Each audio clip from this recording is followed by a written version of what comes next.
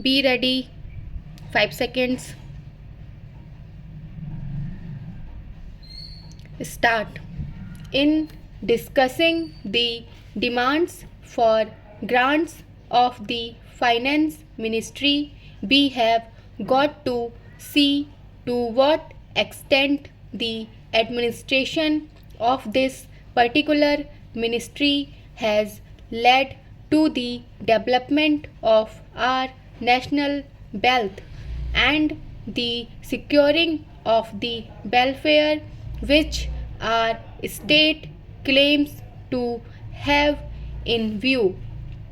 Madam, we must try to analyze very carefully the working of this particular ministry because it is not merely a department of the government, so to say, but it is the nerve center of the administration of the country.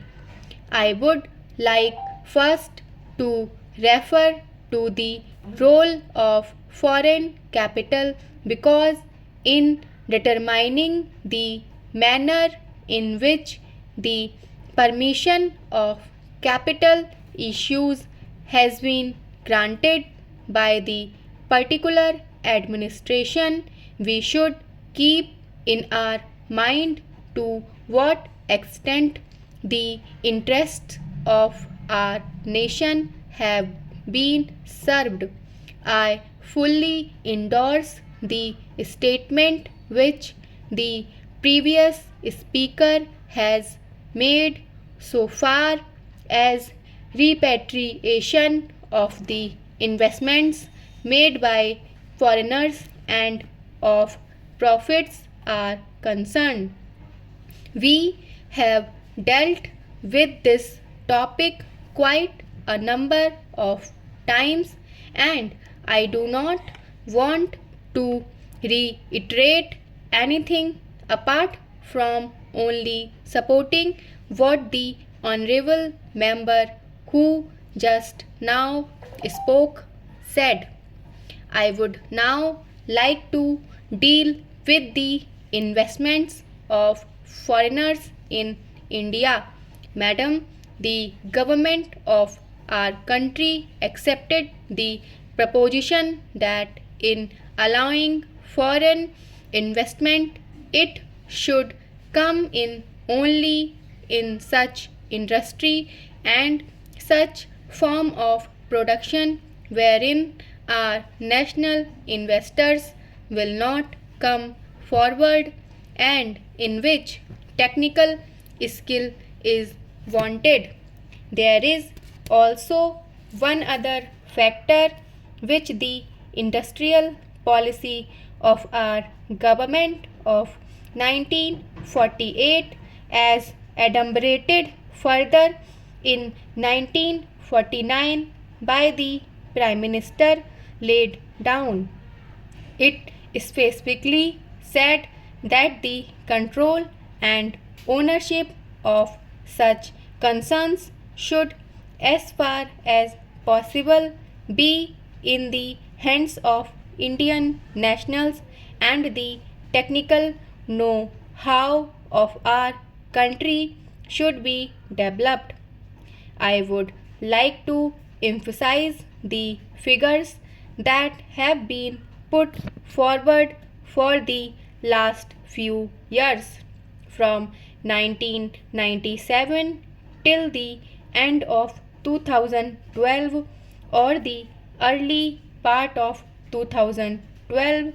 It has been reported that rupees 19,000 crores of foreign capital have been allowed to be invested in our country. Of that, practically more than rupees 6,000 crore have been allowed to be invested in managing agency and trading enterprises in our country.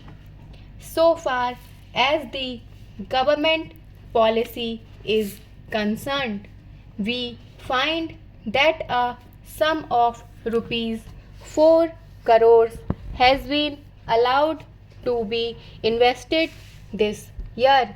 We do not know how it is to be used up.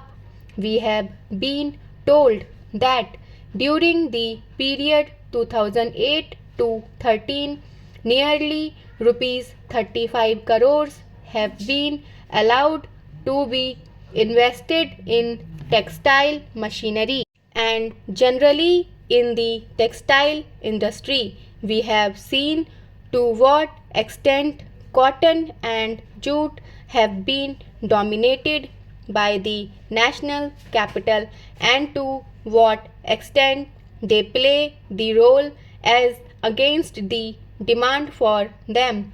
We know further what the government is doing in regard to these industries and how the Indian counterpart in these industries are behaving.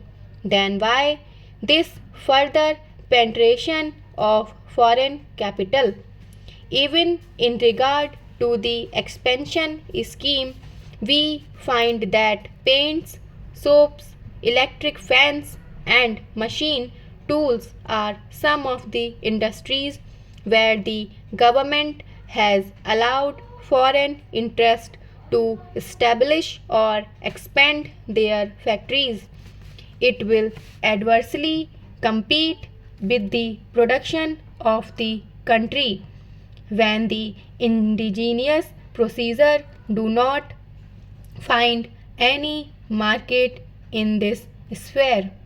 Therefore, we have got to see to what extent the capital issue has been regulated by this government and particularly by the finance department so that the national well-being of the country could be guaranteed.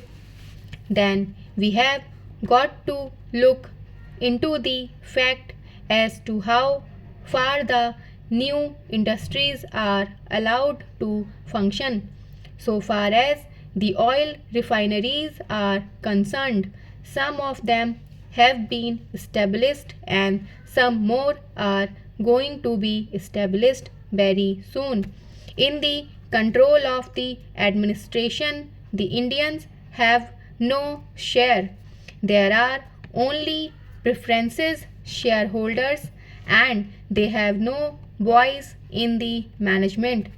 So far as the administrative aspect in this industry is concerned, the most important part of it is the technical know-how. They do not guarantee that they will train the Indians. That means they say even after 20 years we will have to face the problem of the know-how in respect of the oil refineries.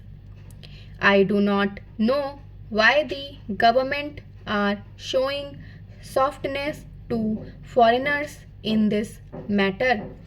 Then we have another investment in collaboration with the Indian chemical industries for the manufacture of civil explosives.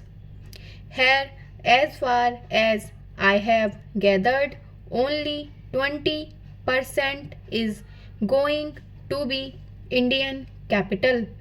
The majority of the shares will remain with the Indian chemical industries.